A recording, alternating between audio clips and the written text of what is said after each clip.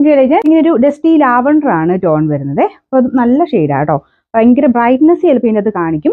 ഭയങ്കര ബ്രൈറ്റ് അല്ല, നോർമൽ രീതിയിലുള്ള സൈസ് ഒരു ഡസ്റ്റി ലാവണ്ടർ എന്ന് പറയുന്ന ഒരു ഷെയ്ഡാണിത്. ഇതിന്റെ ഫ്രണ്ട് പോർഷനിലെ ഡിസൈൻ ഒക്കെ സെയിം തന്നെയാണ്. അതായത് ഇതുപോലെ വരും. ബോട്ടം വിത്ത് ലൈനിങ് വരുന്ന സാറ്റിൻ സിൽക്കിന്റെ ഫാബ്രിക് ആട്ടോ.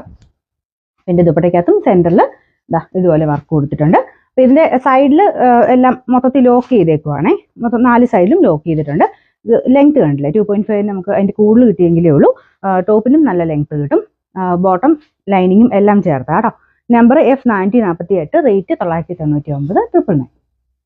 ഇതിന്റെ അടുത്ത ഷെയ്ഡ് വരുന്നത് ഒരു ബ്ലൂ കളർ ആട്ടോ. ഭയങ്കര ബ്ലൂ അല്ല, ഇതിനകത്ത് എല്ലാത്തിനും ഞാൻ പറയുന്നത് പറഞ്ഞാൽ ഇതൊരു കളർ ചാർട്ട് കുറച്ച് ഡിഫറെന്റ് ആയിട്ടാണ് ചെയ്തേക്കുന്നത്. അപ്പൊ ഇതിന്റെ അകത്ത് കുറച്ച് ബ്രൈറ്റ്നസ്, കുറച്ച് തെളിച്ച കൂടുതൽ കാണിക്കുന്നതുകൊണ്ടാട്ടോ നമ്മളെല്ലാം എടുത്തെടുത്ത് പറയുന്നത്.